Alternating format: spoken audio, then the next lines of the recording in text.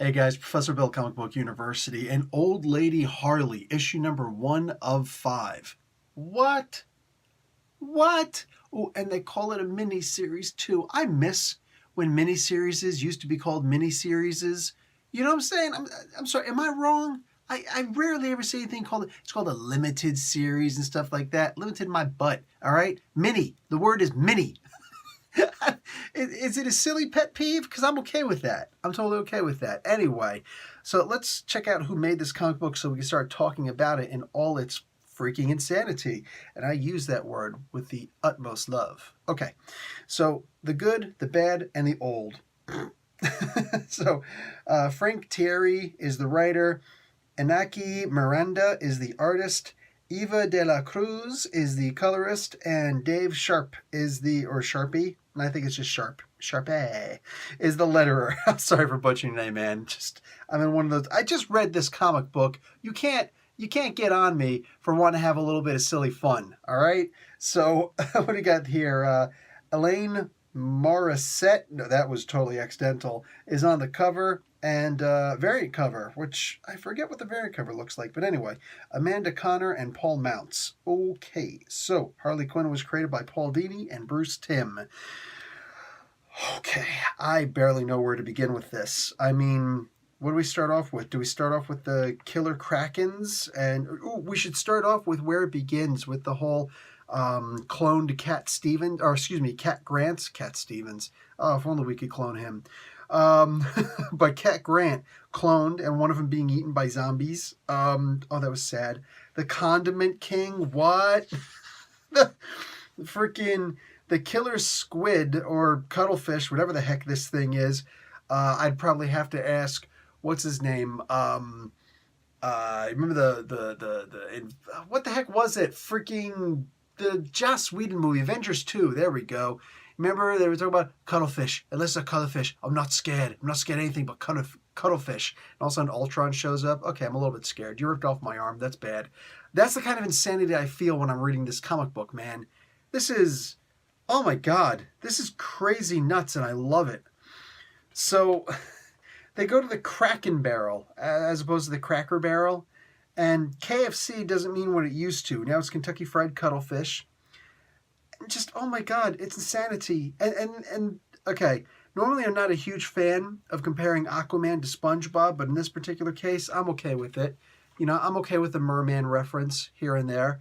But, oh man, I did not want to like this comic book. This is the comic book that everybody's going to look at for the most part. And even if you love Harley and if you're a DC fanboy, like Marvel sucks because they're not DC. If you're one of those lunatics, okay, you'd still look at this Old Lady Harley and just say, well, this is a blatant ripoff of Old Man Logan. I mean, for crying out loud, we look at Old Man Hawkeye and know right away that's just a cash grab off of Old Man Logan, which is still pretty good, I'm sure, but you know, things. So I look at Old Lady Harley and right away, dude, I walked in this comic book. I did not want to like this comic book, but then they do all these crazy things. And again, I'm not that into Harley Quinn because it is a certain level of crazy, but they go back and forth with the comic book a little bit. In the beginning, she kills, murders the Penguin. That seems to be a common theme going around. I'm sure that her and Red Hood got busy at one point. And Tim Drake, the animated version is not Tim Drake. Dick Grayson got really upset, I'm sure, from the animated version. Like, well, but she molested me. I don't know if you guys remember that Batman animated thing where she completely forced herself on Dick Grayson. In this particular case, dude, it just looked cool, and it's one of those flashbacks you could tell this is going to have a huge impact on what happens in the future. Not just her future, but the entirety of a future.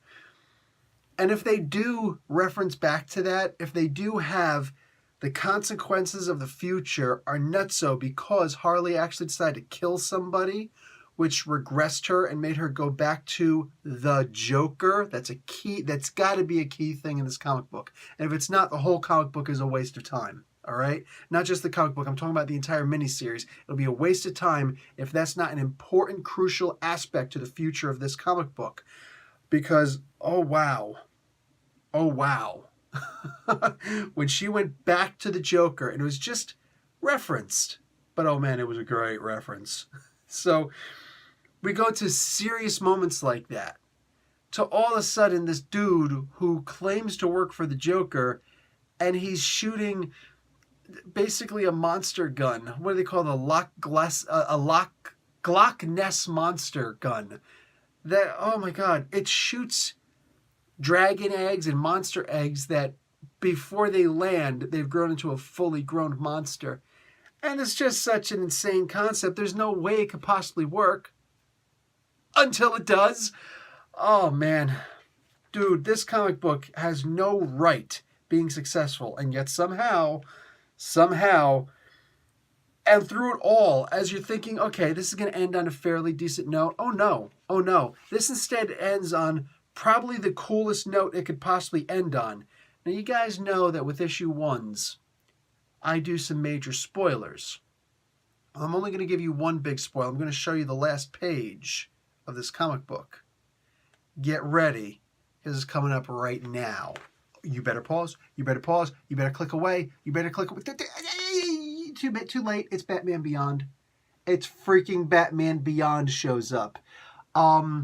Why did I not see that coming from a million billion miles away? Oh my god. Oh my god, that's awesome. That is absolutely incredible. Issue number 2 of Old Lady Harley is at this point a must read. It's a must read. Oh man. So yeah, it's a very different looking version, but maybe they'll actually relate this to Batman Beyond proper. Maybe there's like a prequel, because we don't know if this is Bruce Wayne inside this armor. Okay? It could be. It could be Terry McGinnis. I don't know. But I really want to see.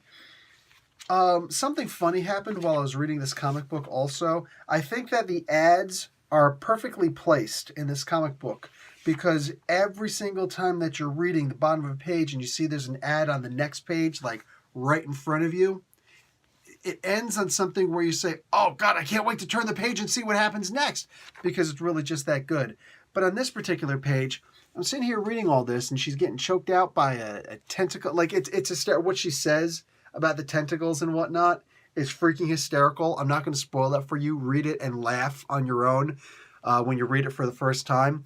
But then it goes over to this page, which I've read this Snickers advertisement dozens of times over this month. You know, this is the Snickers advertisement of the month, the one with Larfleeze. You know, is it really him? Is it not really him? And so I should know better, but I read the end of this, and it's got Harley in it, and then up top, there's Harley in the background there in a restaurant, and I'm just thinking, like, you know, she's really far away, so I can't see if there's something around her neck. And someone just thinking, wait a second, what the heck is going on? How did this all of a sudden happen? And then, oh, wait, but they're going after Larfleeze instead. Maybe he's got something to do with the tentacle. And all of a sudden it's like, wait a second, why are there other people with powers? Like, it doesn't, and then all of a sudden I realize, duh. So, personal note, really awesome. Really, that was a great mistake to make. And I almost didn't want to get back into the comic book itself after that mistake, but it was totally worth it. It was totally worth it because the next scenes were just as hilarious. And that was intentional. So I can't recommend this comic book enough. I don't know that this is going to be like the comic book title of the year. I don't know yet. It's hard to tell with the first issue. But if the other issues are at least as funny as this one was, with that note in the background about, you know, the exposition about the Penguin's murder, oh, this could be really good. And I am definitely looking forward to it, guys. So Old Lady Harley, issue number 1 of 5. Go check it out. Buy it in print, dude. Buy it in print so you can get those advertisements. Just saying. All right. Professor Bill, Comic Book University. Class dismissed.